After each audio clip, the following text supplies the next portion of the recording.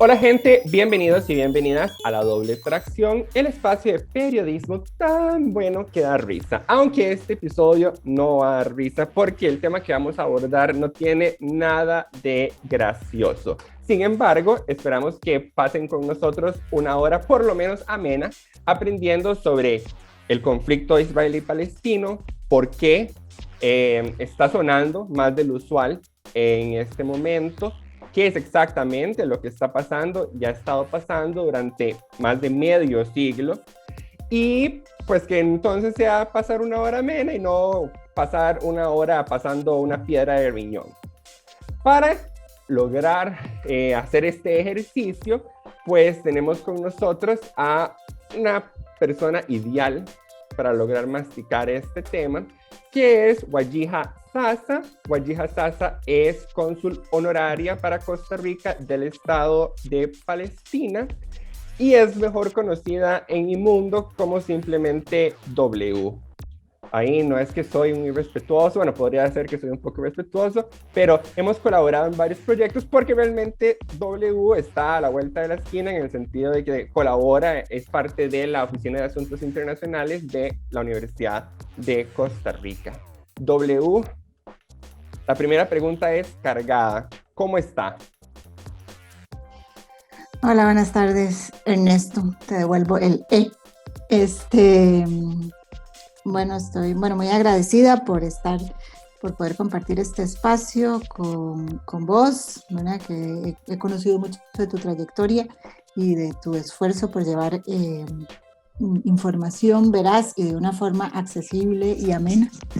Y este tema que vamos a hablar hoy, que es tan pesado, requiere de espacios de este tipo. No, nosotros estamos agradecidos con usted por acompañarnos, sobre todo porque tenemos 10 páginas de preguntas que hay que responder.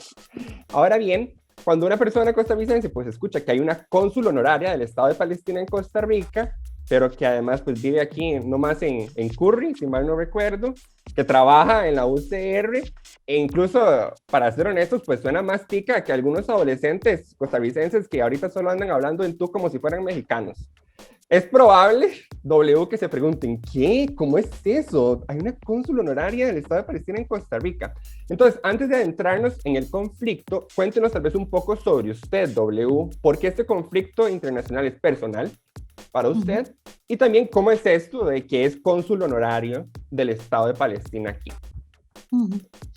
Bueno, yo soy efectivamente costarricense, soy hija de palestino expulsado en el año 48 de Jaffa, ¿verdad? Que es muy cerca a lo que hoy es Tel Aviv, ¿verdad? Él vivía ahí junto con su familia, convivía incluso con otras familias palestinas, ¿verdad? Mi familia es musulmana, ¿verdad? Convivían con otros musulmanes, con palestinos judíos, con palestinos cristianos.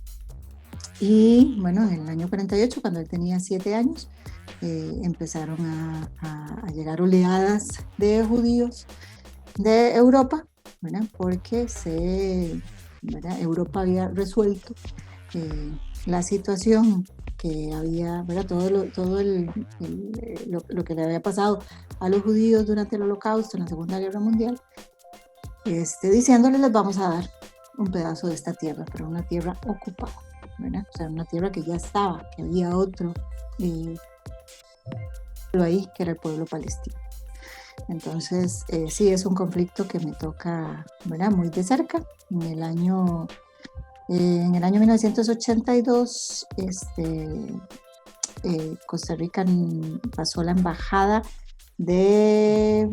bueno, tengo que decir una cosa antes, ¿verdad? En el año 1947, el mundo, lo que en ese momento era la incipiente Naciones Unidas, ¿verdad? Que tenía muy poco tiempo de existir, deciden que el territorio palestino, ¿verdad? Esa tierra, se va a partir en dos, se le dará una parte para crear el Estado de Israel, ¿verdad? Un Estado para los judíos, y que la otra parte iba a ser para los palestinos y se debía crear el Estado palestino, porque en ese momento el Estado palestino, o sea, en ese momento Palestina estaba bajo el mandato británico.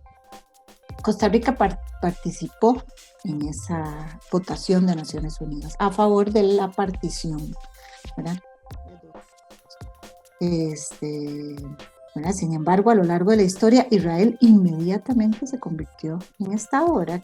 Vean que ustedes que de los 14 de mayo, Israel celebra la Constitución como Estado, ¿verdad? Desde el año 48. Entonces, meses después de esa asamblea en diciembre del 47, pasa esto.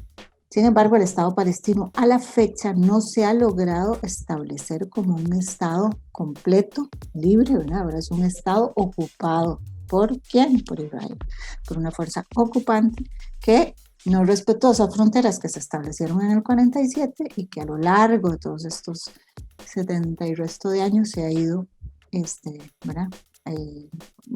Robando y robando y robando más tierra y robando la vida de las personas palestinas, porque lo que hace Israel es ocupar un territorio. Para ocupar un territorio hace todo lo que los invasores, los colonizadores hacen. Costa Rica tiene una deuda, así como todos quienes votaron en ese momento, para consolidar este Estado, ¿verdad? de Palestina, que de año a año hemos ido viendo, ¿verdad?, las dificultades que hay para que esto se logre, ¿verdad? O sea, el territorio palestino es un territorio que no tiene continuidad geográfica, ¿verdad? Un pedacito por aquí, un pedacito por allá.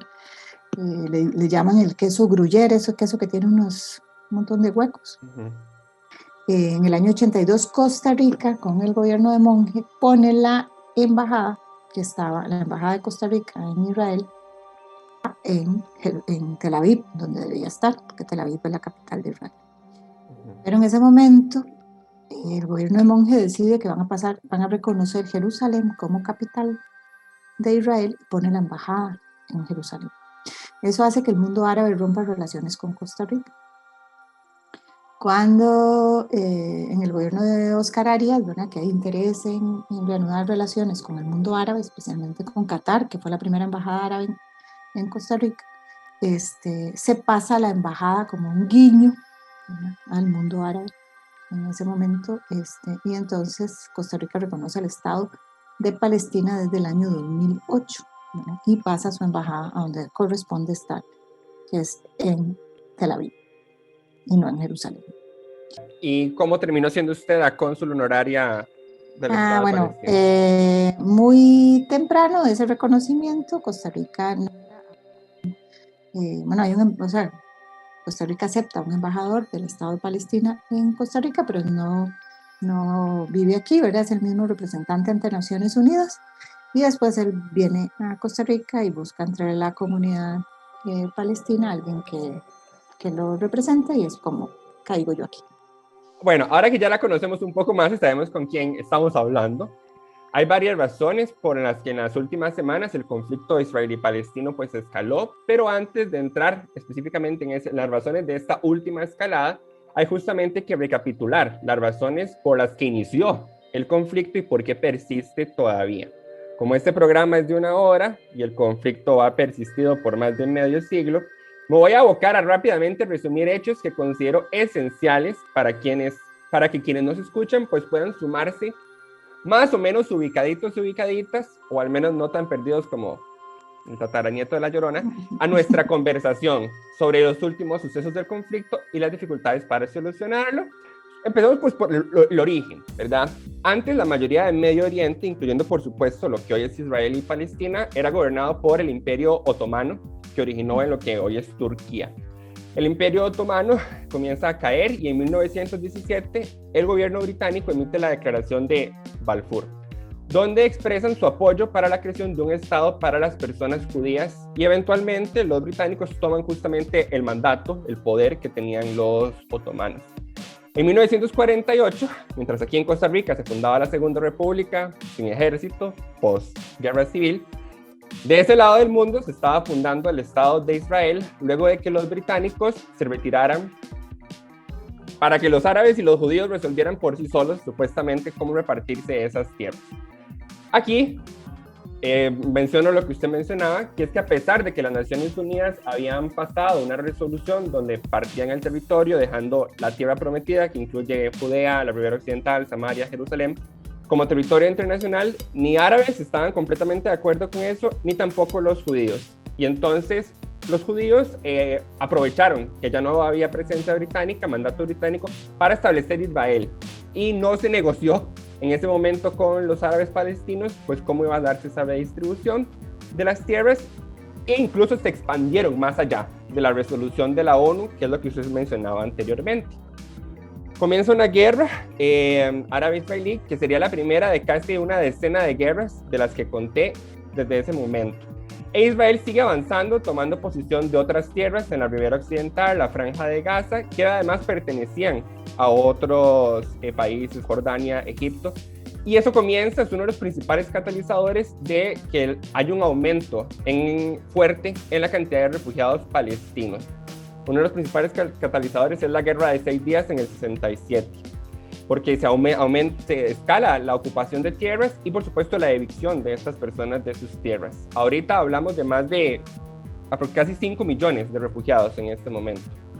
Dependiendo de en qué momento de la historia nos posicionemos y cuál de los múltiples acuerdos estuvieran en efecto, comillas, digo comillas porque hubo acuerdos, pero no siempre estaban realmente a nivel práctico en efecto. Israel ha estado ocupando más o menos de estas tierras. Actualmente, pues, controlan Jerusalén y 60% aproximadamente de la ribera occidental. Sin embargo, el Estado de Palestina es reconocido, como usted muy bien lo dijo, por Costa Rica, aunque hay una cosa nebulosa, que es que si bien tiene voz, no tiene voto en las Naciones Unidas. Entonces hay como una cuestión rara de reconocimiento a medias. Entre las principales razones por las que los múltiples acuerdos o intentos de acuerdo de paz no han resultado, está, por ejemplo, que se ha pateado la bola en temas cruciales como a quién va a pertenecer Jerusalén, que es un lugar de tremenda importancia religiosa para judíos y para árabes. Se ha pateado en qué medida se le va a dar derecho a los refugiados a regresar a la tierra de donde fueron desplazados o si se les compensará en su lugar. Y temas de seguridad como la barrera que Israel ha estado construyendo por años, que para Israel es seguridad ante ataques suicidas de extremistas, mientras que para la autoridad palestina es un intento soslayado de empezar a marcar territorio para conservarlo a largo plazo, ¿verdad? Varios acuerdos como que han incluso dicho, estos temas se van a dejar para posteriores discusiones, y eso ha afectado que cuajen los efectos de estos acuerdos de paz. Y por último, otra parte es la proliferación de nuevos tipos de violencia y nuevos poderes, porque tanta guerra e intentos fallidos de acuerdos de paz han generado distintas formas de violencia y fragmentación del poder tanto en Israel como en Palestina. En Israel, por ejemplo, durante el inicio de los 2000, el plan de retirada unilateral israelí del primer ministro Sharon buscó la retirada de más de 20 territorios ocupados, y eso también le ganó grandes opositores en Israel. Actualmente, Israel está enfrentando, de hecho, unas posibles quintas elecciones, su quinta elección en 2 años. Y del lado palestino, la ribera occidental está gobernada por un grupo, Fatah, y la parte de Gaza por Hamas, que históricamente ha sido considerada por miembros de la comunidad internacional y por Israel como una organización terrorista, pero una organización que tiene representación legítima en las autoridades de gobierno. Otro nivel de violencia que se enfrenta ya son las restricciones que Israel ha puesto sobre zonas ocupadas, gran parte de los territorios donde palestinos están encerrados, por así decirlo, dentro del territorio o checkpoints israelitas, y hay bloqueos, como los bloqueos que tiene Israel sobre Gaza, que generan graves desabastecimientos de recursos de todo tipo para las personas palestinas que viven ahí. Esa es mi síntesis de muchos años de historia. Ahí esto me puede poner la nota con ese contexto más fresco, y si bien ya se dictó un cese al fuego, pero la historia sugiere que en cualquier momento el cese cesa, hay varios factores que propiciaron la escalada más reciente. Uno de esos es Sheikh Jarrah, que es un vecindario en Israel donde unas 6 familias palestinas se ven amenazadas de evicción por una resolución judicial ante un proceso interpuesto por israelitas, lo cual generó fuertes protestas y encontronazos entre manifestantes y la policía israelí. También hubo una coincidencia ahí entre el fin del Ramadán y otras fechas religiosas judías este año. Por ejemplo, el Día de Jerusalén, que es donde especialmente grupos de extrema derecha en Israel celebran la toma de Jerusalén del Este, que es justamente donde palestinos consideran que debe estar la capital del Estado palestino, coincidió con estas otras fechas. Y también que en respuesta a un fuerte conflicto que dejó cientos de heridos entre policía israelí, policía de Israel y palestinos, el grupo Hamas lanzó misiles a Jerusalén e Israel respondió con bombardeos en Gaza, que es donde está, que está administrado por Hamas. Ahora sí. Tuve que hablar mucho, pero es que había que contextualizarlo, ¿verdad? Usted ha dicho, y eso me parece importante, que no es correcto decir que, como hay medios que lo han dicho, que Israel respondió en defensa propia contra los ataques de Hamas. ¿Por qué? Explíquenos por qué es importante esa precisión desde su perspectiva. Ok, volvemos al tema de que Palestina es un territorio ocupado por una fuerza ocupante que ocupa toda la vida de las personas. Vos hablaste ahora de checkpoints. Para pasar de mi casa, que es aquí en Curridabat, a San Pedro, que es mi lugar de trabajo, yo tendría que pasar un checkpoint. ¿Qué es un checkpoint? Es como decir una aduana, ¿verdad?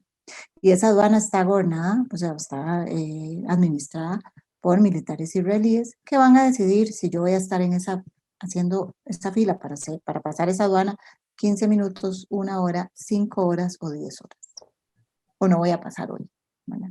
Eso para ir a mi trabajo, para ir a mi escuela, para ir a estudiar, para ir a comprar, para ir a lo que sea. Para poner un ejemplo, que yo puedo ir por estas calles y por estas no. Que yo como ciudadana de Curridabat, ¿verdad? O sea, yo soy ciudadana supuestamente de Costa Rica, pero en este caso, como yo soy de Curridabat, no puedo ir a Guadalupe. Tampoco puedo ir al centro de San José, ¿verdad? O sea, eso para dimensionar. Entonces, de mi familia que vive en Zapote, yo nunca más la volví a ver, porque no tengo derecho a ir, ¿verdad?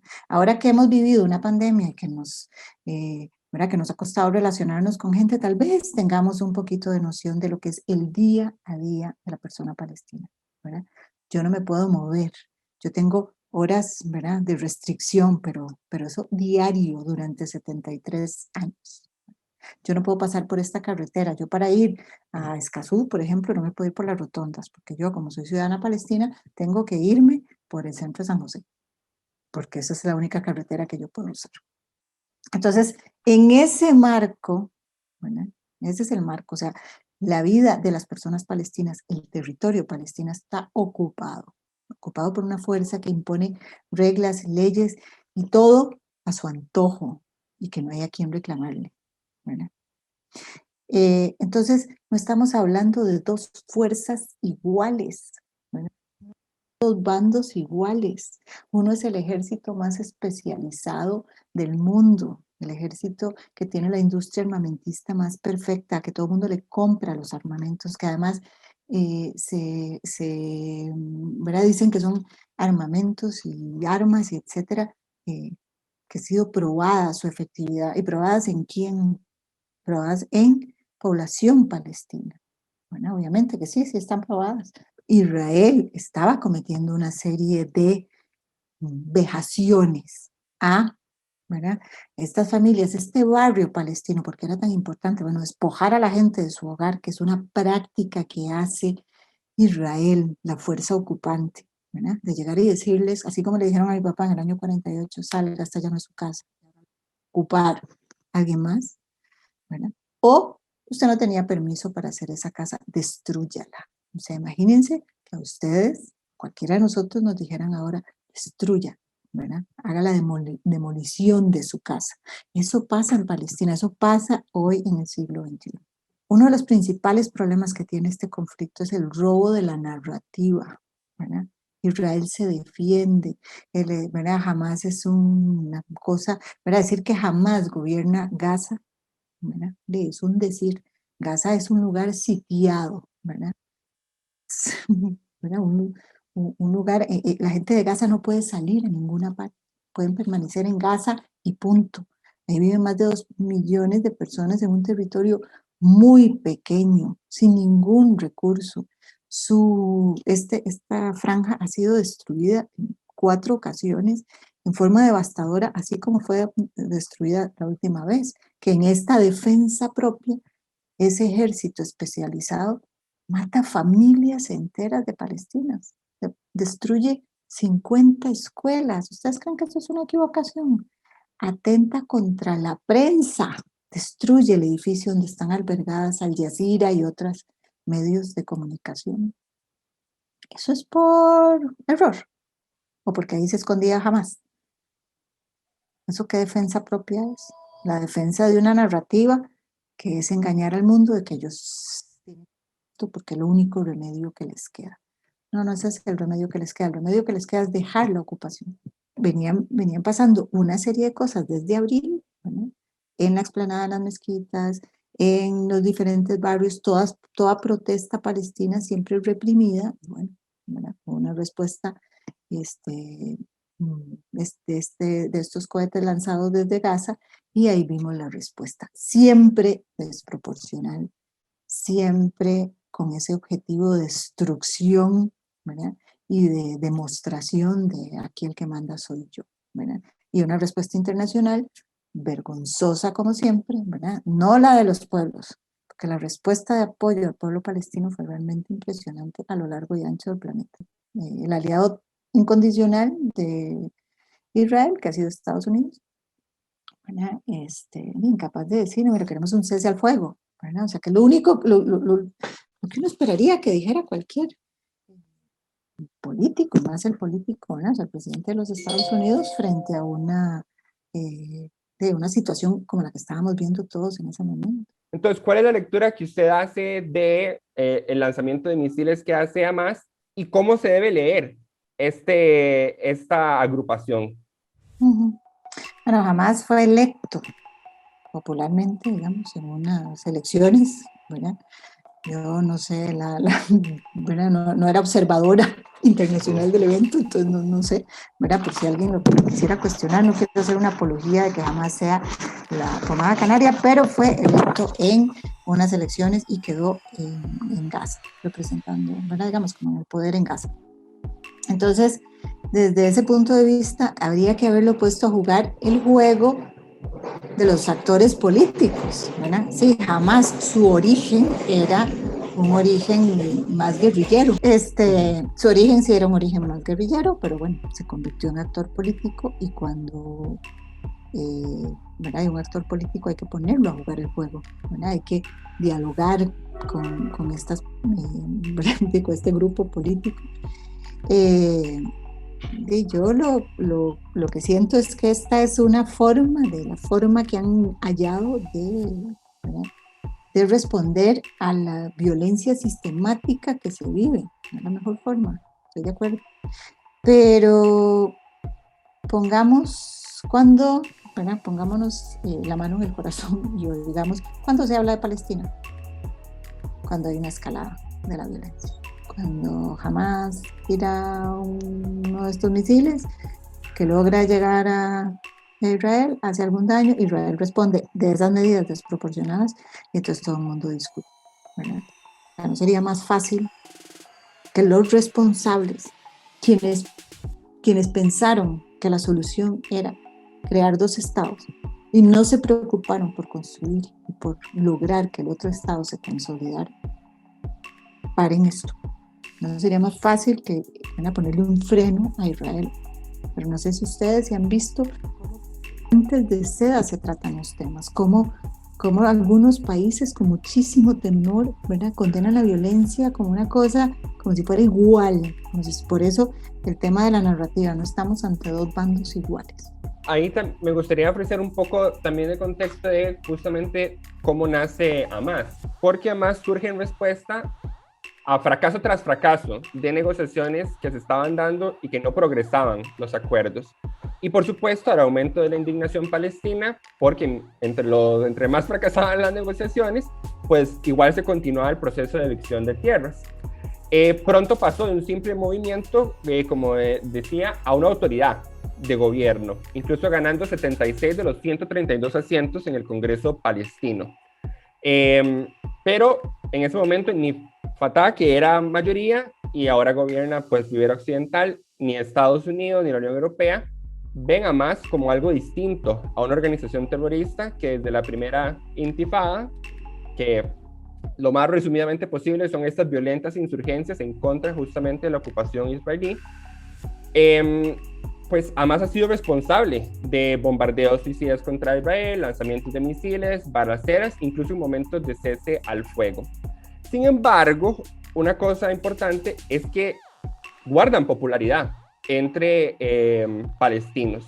Y eso se atribuye a que, por ejemplo, un 85% de esos ingresos se han usado para financiar escuelas, hospitales, mezquitas, clínicas, grupos de jóvenes, grupos de deportes, guarderías, dar comida y servicios de salud que tienen fuertes restricciones dentro de Gaza, etcétera. Entonces, para usted, W, ¿en qué medida es válido hablar de Hamas como una organización terrorista? ¿O cuál es su balance de Hamas en cuanto al papel que ha jugado en este conflicto? Bueno, obviamente que es lógico que iba a tener en el 2006, no sé ahora cuánta popularidad tendrá en el 2006, hartos, ¿verdad? O sea, digo, tiene que haber un cansancio, o sea, no hay juventudes que, ¿verdad? Imagínense cuántas juventudes ha habido, cuántas generaciones de juventudes ha habido en 73 años. Y las negociaciones nunca han llegado a nada, o sea, Palestina cada día está peor. ¿Verdad? O sea, la solidaridad mundial está mejor, pero Palestina cada día está peor. La vida de sus habitantes cada día está peor. Las contradicciones internas que va a haber en Palestina son inconmensurables, Ernesto. Son miles de cosas.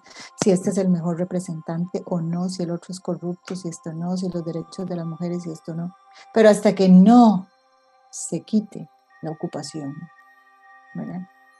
Ponernos, o sea, Israel, siempre el discurso de Israel es jamás, jamás, jamás es el problema, ¿verdad? No, el problema es la ocupación. El problema es que hay un territorio que está ocupado por una fuerza ocupante, que no es Hamas, es Israel, que las vidas de Hamas solo en Gaza. Palestina es otro montón de cosas también. Ahí no está Hamas, sino la excusa. Y las vidas de esas personas están confiscadas. O sea, vos no sabes si vas a llegar a tu trabajo, no sabes si vas a poder, ¿verdad? O sea, acabamos de ser testigos de la vacunación, exitosa vacunación de Israel, pero Israel vacunó a sus ciudadanos israelíes, no a los ciudadanos del territorio que ocupa. Los palestinos no fueron vacunados por Israel. Es más, la entrada de vacunas a Gaza fue decomisada. Entonces, centrarnos en Hamas para ver si esto es terrorista o no es terrorista, ¿no? Le quitamos atención al problema principal, Ernesto, que es la ocupación, que ejerce en la que se cree la Medio Oriente. Ahí no hay democracia, porque una democracia es que no haya un estado de apartheid para un grupo de población. Pero cuando usted lee en la prensa que se habla de Hamas como una organización terrorista, ¿lo considera una redacción válida o no? Yo creo que ya incluso lo sacaron ¿verdad? Creo que ellos ya no están en la lista esa como organización terrorista porque, ¿verdad? Era como un partido político, no sé, pero te insisto en que, ¿verdad? O sea, centrarse en Hamas y no, ¿verdad? Es hacia allá nos lleva Israel, ¿verdad? Que siempre está hablando de Hamas como si fueran dos iguales, como si Hamas tuviera los recursos tecnológicos y armamentísticos que tiene Israel, por favor. Una cosita ahí, Ernesto, una cosa que es importante reconocer, ¿verdad? Sí hubo mucho tiempo en que Palestina ¿verdad? O diferentes grupos palestinos recurrían a acciones de terror, ¿verdad? Y más guerrilleras para la liberación del pueblo palestino. Pero desde hace muchos años para acá, ¿verdad? La política o la vía o la decisión que ha tomado Palestina, la vía democrática, ¿verdad? La vía diplomática principalmente, perdón, no democrática, diplomática, ¿verdad? Entonces su esfuerzo, su negociación para ser, aunque sea un Estado observador en Naciones Unidas, para pertenecer a las organizaciones internacionales, para ser miembro de UNESCO, para ser miembro de UNICEF, para estar, ¿verdad? Para pertenecer a la Corte Penal Internacional, o sea, para utilizar los mecanismos que el derecho internacional ha construido para poder hacer frente a los conflictos entre naciones, ¿verdad? Entonces, esa parte no se está reconociendo. Ahora, incluso se reprime, ¿verdad? Ahora, usted mencionó hace poco el apartheid. el régimen de apartheid que hay de parte del gobierno de Israel. Apartheid, es decir, la institucionalización de actos inhumanos de un grupo étnico-racial contra otro para mantener su supremacía. Esto parafraseando la Convención Internacional sobre Represión y Castigo del Crimen de Apartheid, adoptada por las Naciones Unidas. Autoridades israelíes han rechazado que haya un régimen de apartheid contra las personas palestinas. Algunas de las cosas que han dicho estas autoridades han sido, por ejemplo, que las restricciones de tránsito, comercio, alimentación que hay sobre Gaza son de seguridad. Son por seguridad, exacto. Otra es que... Y las que hay para los de Belén, los de Jerusalén, los de Nablus, ¿verdad? Los de Hebrón, ¿cuáles son las justificaciones para eso? Ok, otras han sido que hay árabes con representación en el gobierno israelí, en sus cuerpos diplomáticos, incluso magistrados en la Corte Suprema de Justicia que son árabes. Y otra vez que han dicho que las personas palestinas tienen su propio gobierno. Entonces, que ¿cómo se podría aplicar el término de apartheid? ¿Cuáles son las fronteras de Israel, Ernesto? Bueno, justamente... ¿Cuál es la frontera de Israel? ¿Dónde están las fronteras de Israel? Bueno, porque si está reconociendo ahí a Palestina como un estado, ¿cuáles son sus fronteras? ¿Y por qué tiene checkpoints? ¿Y por qué tiene derecho a bloquear un territorio como Gaza? Bueno, justamente usted ya empezó a responder mi pregunta, porque yo lo que quería preguntarle era cómo se manifiesta justamente ese régimen de opresión institucionalizada del gobierno israelí contra las personas palestinas. A través de una ocupación militar de circulación, de autodeterminación del pueblo palestino, o sea, de autodeterminación del Estado palestino. La Palestina tiene sus instituciones, pero no puede decidir. A ver, señores, se me van todos de aquí. ¿Qué ha hecho Israel? ¿Qué hizo Israel? ¿Cuál fue su estrategia para colonizar? Porque estamos ante un colonialismo del siglo XXI. En cada territorio que era palestino, Belén, Nablus, todos esos, hizo estos asentamientos a los que vienen a vivir colonos israelíes, gente de todo el mundo, colonos, gente de todo el mundo que profesa la religión, invita a vivir en Israel y ahí los ponen. Entonces, la presencia de esos colonos autoriza, entre comillado, ¿verdad?, a Israel a tener presencia militar o policial o etc. Esos colonos hacen y deshacen en los territorios palestinos, ¿verdad?, o sea, en los territorios ocupados, agreden a las personas, etc., pero no pueden ser sancionados por un policía palestino, ¿verdad? Entonces quedan en la total impunidad. Es un régimen de terror que ejercen esos colonos, ¿verdad?, que patean, que agreden, o sea, búsquenlo, porque es aterrador, es como el territorio de nadie, ¿verdad?, como una banda, como una manada, ¿verdad?, que yo llego y hago los destrozos que quiero, ¿verdad?, en el territorio palestino, ¿verdad? Los colonos quemaron a una familia palestina, ¿verdad?, donde solo quedó el bebito. ¿Y qué consecuencias tuvo? Ninguna. ¿Por qué? Porque no es Palestina quien nos va a castigar, Israel no nos va a castigar por eso. Eso para poner un ejemplo atroz, pero es la cotidianidad, o sea, que yo no me pueda mover, que yo no pueda decidir, que yo tenga que recurrir a unas autoridades que no me reconocen ni siquiera como humano para pedir permiso para cualquier cosa. Bueno, aquí es importante que miembros de la comunidad internacional, así como el Observatorio de Derechos Humanos e incluso grupos israelíes pro derechos humanos, como no pronuncio bien, pero bueno, Hagai, ¿verdad?, concuerdan con usted en que hay un régimen de apartheid, ¿verdad? Cito, el punto es que no hay un solo metro cuadrado ahí donde un palestino y un judío sean iguales ante la ley con los mismos derechos. Cierro cita. Un reciente ejemplo que se dio de este régimen de apartheid fue una ley del 2018 que establecía a Israel, y cito, como el Estado-nación de los judíos, lo cual fue criticado porque pues dejaría a palestinos como una segunda categoría de ciudadanos a nivel oficial, ¿verdad? Se criticó porque oficializaba esa desigualdad. Es hasta este año, sin embargo, que el Observatorio de Derechos Humanos emite un reporte asegurando un sistema de apartheid de parte de Israel. Pero yo quería hablar de la etiqueta de terrorismo W hacia la parte de Israel, porque incluso usted habló de un régimen de terror dentro de, emanando de Israel. Israel ha sido criticado también por estas organizaciones y miembros de la comunidad internacional por sus bombardeos aéreos, por ejemplo, que se han realizado regularmente, decíamos, bajo la justificación de una medida de seguridad y de buscar desmantelar a Hamas. Sin embargo, se les ha criticado por la cantidad de ciudadanos, de civiles y niños que han sido víctimas de esos ataques.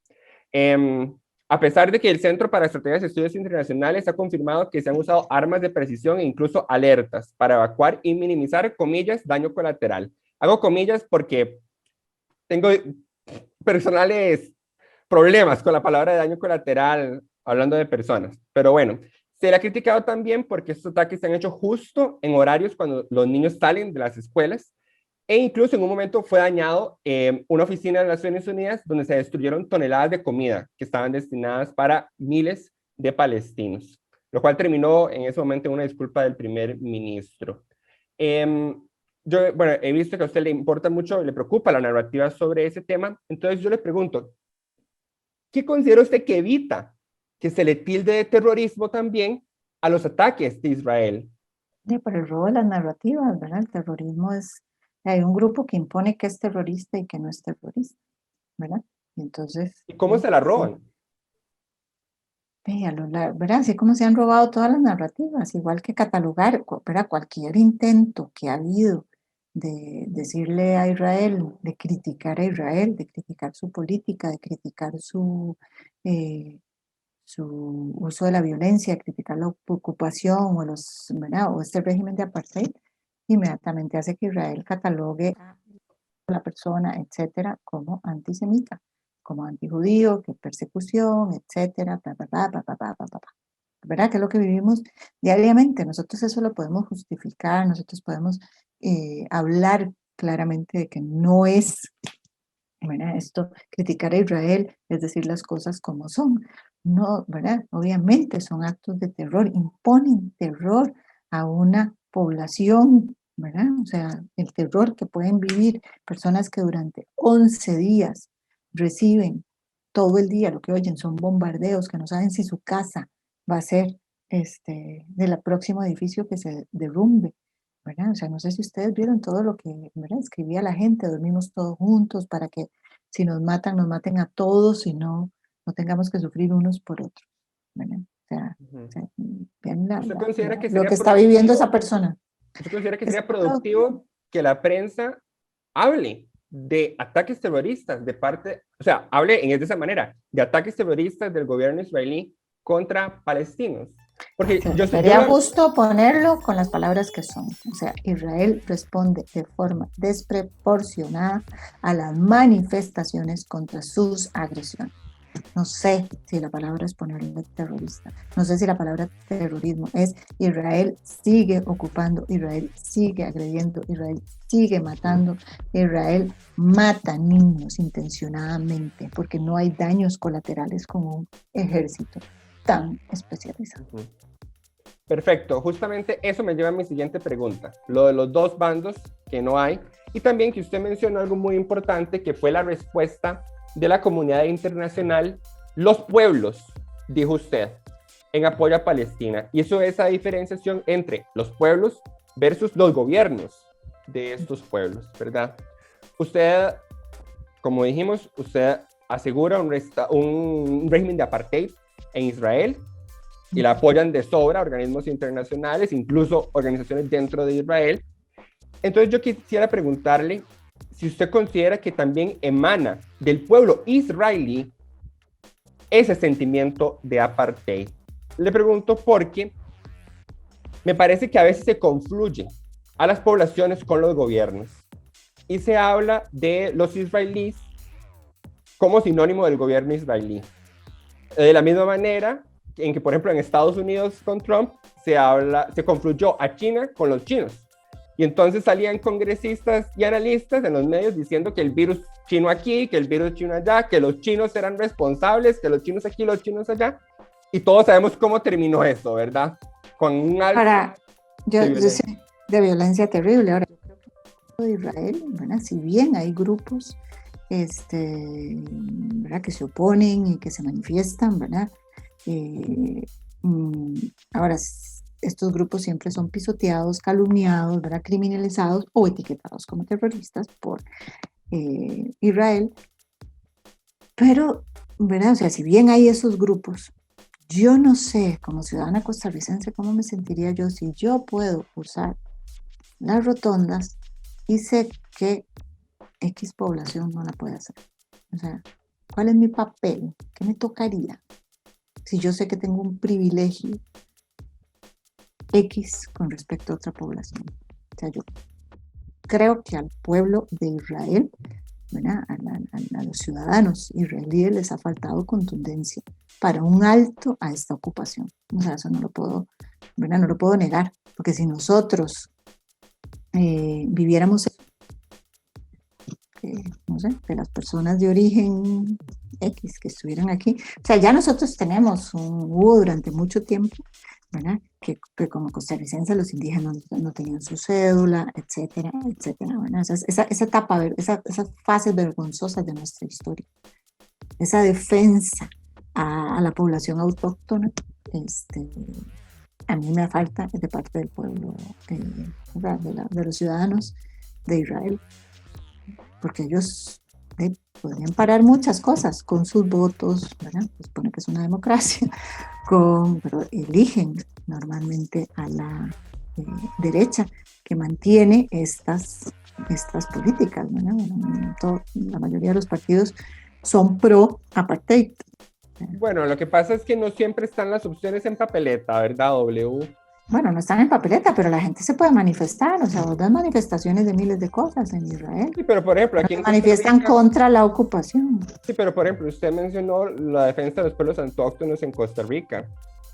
En este caso, todos somos culpables, porque Todos somos culpables. en estos momentos en Chinaquichá, ese conflicto, o sea, no tiene, pero tiene cero importancia en el imaginario costarricense, ¿verdad? Entonces, ya, Bueno, y ahí volvemos al punto. O sea, exactamente lo mismo pasa.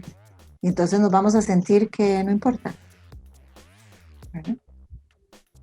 sí, pero, pero mi punto es que así que me parece peligroso que se confluya a el pueblo con... Ah, no, no, no, no, no. Pues tienen intereses, obviamente, geopolíticos y principalmente económicos. Porque, por ejemplo, yo busqué varios datos de encuestas. Por ejemplo, encontré una fuente que es el American Israeli Cooperative Enterprise, que tiene una biblioteca de encuestas de opinión pública del 78 a la fecha. Y llama la atención de que no, o sea, la población realmente en Israel no está tan sesgada, tan tirada de un solo lado. Por ejemplo, algunas cosas que encontré. Por ejemplo, 37%, bueno, Trump sacó esto que se llamó como The Deal of the Century, ¿verdad? Donde hablaba de que Israel, una de las cosas es que Israel anexaría como 30% de la Ribera Occidental. 37% considera que eso no era favorable para la búsqueda de un acuerdo de paz. 46% se les preguntó si les parecía cuáles áreas debía Israel anexar.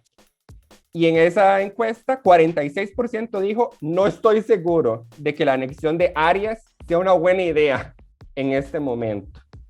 Después, por ejemplo, se les preguntó sobre este plan de paz del presidente Trump, que si les parecía que si debería Israel estar de acuerdo con cualquier plan que incluya el reconocimiento de Palestina como un Estado.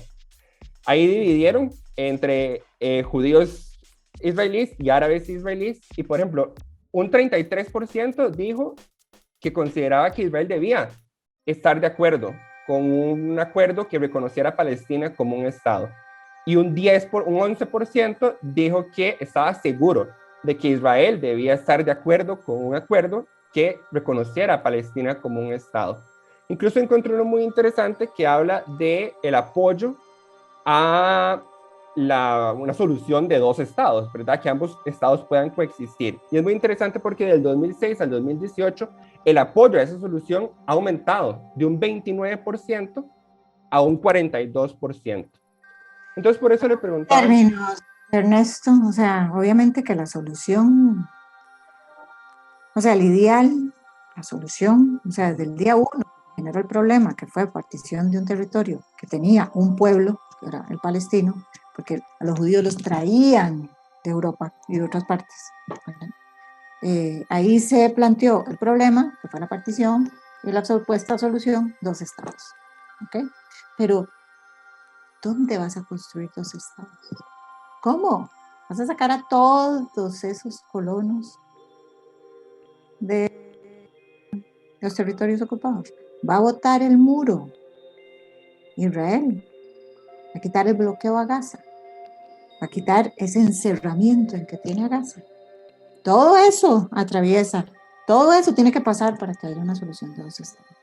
O sea, Israel hace inviable cada día con sus acciones la solución de dos estados. Pero ahí justamente de apartheid, o sea, ahorita lo que funciona es un estado, ¿verdad? El israelí, que lo quieren convertir en judío con un régimen de apartheid. Pero justamente ahí usted acaba de dar en el clavo del punto que yo estoy tratando de hacer, que una cosa es lo que las poblaciones quieren, que como le digo, ha habido un aumento en la sensibilidad hacia una solución de dos estados, que por definición implica que no se busca el exterminio de una parte ni el exterminio de otra, pero que hay una diferencia con lo que los gobiernos han venido haciendo. De hecho, hay una encuesta del 2018 del Peace Index que se les preguntaba a judíos en Israel cómo calificaban el trabajo que estaba haciendo el gobierno israelí con la situación en Palestina para buscar un acuerdo de paz. 36% decía not so good y 20% decía not good at all, o sea, para nada bueno, ¿verdad? Sí, volvemos al tema de la participación ciudadana. Bueno, ¿cuál es la participación ciudadana real? Pero no sé para qué, ¿verdad? O sea, sí, de esa sensibilidad no se traduce en nada. Como te digo, el empeoramiento pueden haber ido aumentando en su sensibilidad, pero la situación palestina es cada día peor. Ok. Ahora, usted ha hablado mucho del papel internacional y ha hablado mucho de la deuda que tiene Costa Rica con este tema. Comentó del tibio comunicado que sacó el Ministerio de Relaciones Exteriores a raíz de esta escalada. Y ha enfatizado la diferencia que existe entre lo que hace un gobierno y lo que hacen los pueblos. Para usted, ¿cuál es el papel que puede jugar la ciudadanía costarricense en este tema en adelante, ¿verdad? Sí, bueno, lo primero que es informándose por medios alternativos para conocer la verdad de lo que está pasando, ¿verdad? O sea, si yo veo, ¿verdad? Muy probablemente los telenoticieros, me va a quedar con una información que ya sabemos que está sesgada, entonces buscar. Bueno, eso es lo que siempre nos pide la gente de Palestina, ¿verdad? Que informemos realmente lo que está pasando ahí.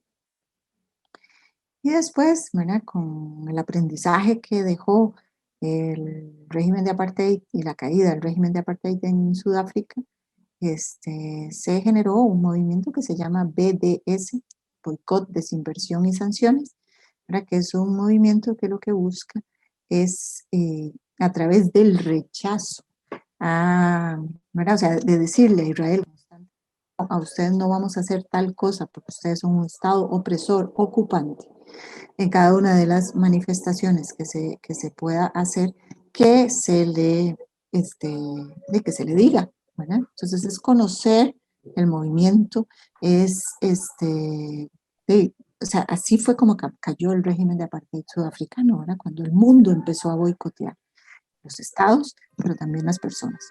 Entonces, creo que informarse sobre el movimiento BDS es importantísimo. Hay muchísimas páginas en español y con toda la información sobre este movimiento que no implica, ¿verdad?, hacer grandes cambios, sino tener de conciencia de que cuando nosotros compartamos algo o pongamos de ejemplo a Israel, ¿verdad?, que muchísimas veces lo usan de ejemplo en muchísimas cosas, sepamos que eso, ¿verdad?, que ha logrado Israel, lo ha logrado desde el sufrimiento de un pueblo, que es el palestino, una buena acción.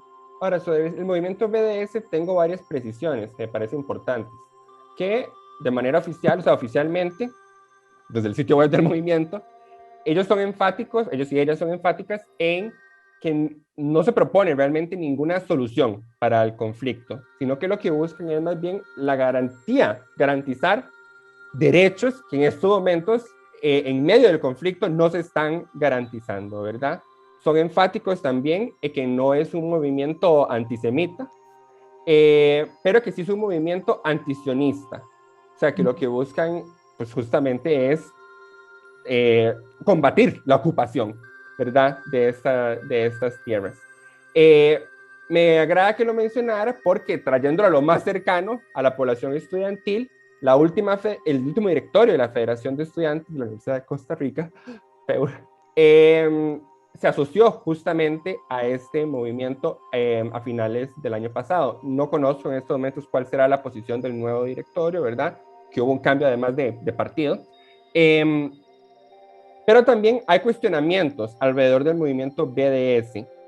¿Cuál es la lectura que usted hace de esos cuestionamientos que sobre todo se le hacen a activistas y fundadores, ¿verdad? Porque como dije, oficialmente en el sitio no se habla, bueno, rechazan el antisemitismo, pero hay activistas y cofundadores que han cuestionado la solución de dos estados, o sea, los dos estados como una solución, etc. Ernesto, siempre vas a rebuscarle, bueno, vas a buscarle tres pies al gato. Es un movimiento que sirvió, es un movimiento que señala que no va a hacer, o sea, no lo vamos a invitar a usted porque su estado es un estado opresor ocupante. No vamos a consumir productos suyos porque su empresa está apoyando la ocupación. O sea, ese es el movimiento. El movimiento lo que hace es señalar a una fuerza ocupante, que es el Estado de Israel. Obviamente que de ahí vendrán todo tipo de cuestionamientos. Yo no lo conozco al interno, obviamente no es un movimiento antisemita, ¿verdad? O sea, el antisemitismo es una estrategia también, o sea, calificar todo de antisemitismo, todo el cuestionamiento de Israel como antisemitismo, ya deja de tener de lógica y, o sea, no poder decirle nada a Israel, a un Estado, criticar su política ocupante, porque antisemita, ¿no? Sí es un movimiento antisionista, ¿verdad? El sionismo como una ideología que define que hay una supremacía de una raza, la judía. Es un movimiento que por su facilidad, por su acceso, accesibilidad para cualquier persona, es que es tan, que es tan amenazante para Israel. Y por eso están atacados. Y por eso se ha buscado con un lobby impresionante que los países lo condenen y lo declaren un movimiento terrorista. Sí, pero siempre hay agentes que embarrean la cancha, W. Y como le En dije, todas partes, en todas partes, pero si nos centramos en eso, entonces no hay un discurso posible. Sí, siempre hay agentes que, ¿verdad? Y siempre en una manifestación por los derechos de no sé qué, habrá uno que salte y brinque y haga vandalismo. Ajá. Pero ese no era el objetivo, ¿verdad? Y no te vas a centrar en esto. Pues centrarte en esto es lo que quieren para desacreditar todo esto otro que pasa. Pero el público debe conocer todo, creo yo, ¿verdad? Porque después se lo topan y entonces van a decir, ¿qué es esto, verdad? Y hay declaraciones que son, pues, complejas. Finalmente, W, para cerrar, como dijimos al inicio del programa, un cese al fuego. Como dijimos también, la historia muestra que los ceses cesan eventualmente. Usted en la entrevista que yo vi que, bueno, era un foro en el que usted participó de parte del Partido Alternativa, Partido Universitario Alternativa, que justamente fue quien dirige el directorio cuando se asoció al movimiento BDS. Usted le hicieron una pregunta y usted dijo, ¿quieren que responda desde el deseo o desde la realidad? Entonces, que me parece obviamente una respuesta muy honesta, porque obviamente, como usted muy bien dijo, bueno, usted tiene un involucramiento altamente personal con el tema, pero también, si mal no recuerdo, usted es especialista en diplomacia, ¿verdad? Entonces, no, usted no tiene una maestra en diplomacia. Bueno, la confundí con otra persona. Pero bueno, pero es cónsul honoraria, ¿verdad? Entonces hay dos lecturas que se pueden hacer. La pregunta que yo le tengo, me puede responder de cualquier de las dos, ojalá, es ¿cuál sería el paso a seguir? en ruta hacia la mitiga, en ruta hacia una solución, ¿verdad? Bueno, un cese al fuego, lo que para mí lo único que implica en este momento es que no hay mayor destrucción, ¿verdad? Ni mayor desaparición de vidas de personas, pero no elimina el sufrimiento, no elimina la ocupación y no resuelve el problema, ¿verdad? Obviamente resuelve todo eso otro que tiene un peso enorme, ¿verdad? Porque no es un cese al fuego con acuerdos claros, con acuerdos con fechas, con acuerdos con, ¿verdad? Ahora hoy logramos esto y mañana esto y pasado mañana esto. Y entonces, ¿de cuándo será la próxima escalada? ¿Verdad? Porque inmediatamente después de, pues siguen las protestas, porque siguen, ¿verdad? Todo sigue igual. Entonces, yo oigo a Biden pronunciarse sobre la solución de los dos estados. Yo digo, ¿y hacia dónde? O sea, ¿qué hace sobre la solución de los dos estados? O sea, porque le siguen inyectando una cantidad de dinero a Israel, ¿verdad? Exorbitante, que vos tendrás ahí el dato, yo ya no lo puedo ni pronunciar, seguro. De la cantidad de dinero que le otorga Estados Unidos, que le da Estados Unidos a Israel, entonces, y que se ocupa, obviamente, para continuar su política de ocupación. Entonces, ¿verdad? Es bluff. Ahora, pero a pesar de esta desconfianza que veo que usted tiene en que las acciones o sea, en que emanen acciones concretas, efectivas, ya sea de Estados Unidos o de la comunidad internacional, ¿usted sí considera que el papel de la comunidad internacional es clave? Sí, pero una comunidad internacional que realmente se comprometa ¿verdad? Con una solución. O sea, no puede seguir, ¿verdad? No se puede seguir en esta, ¿verdad? Es una cosa, es un círculo, ¿verdad? Una cosa que vuelve a pasar y se vuelve a repetir y nada, ¿cuántas negociaciones hay donde el mediador ha sido Estados Unidos? Uh-huh. 3.8 billones de dólares es lo que le transfiere anualmente, bueno, el último año a Estados Unidos a Israel. Bueno, W, pues llegamos al final de este programa. Ahí estaremos pendientes porque un contexto importante, bueno, solo acaba de mencionar que Estados Unidos ha jugado un papel histórico, no solo por su estrecha relación con Israel, acabamos de decir la cifra de la transferencia que les hace, pero también en traer personas a sentarse a negociar de alguna manera. Algunas de esas negociaciones nunca han llegado a nada, ¿verdad? Pero hubo recientemente un cambio de gobierno. Entonces, bueno, le agradezco mucho por el espacio. Muchas gracias a Wajiha Sasa, cónsul honoraria del Estado de Palestina aquí en Costa Rica. Muchísimas gracias a vos, Ernesto, y a todos los que nos escuchan. Doble Tracción.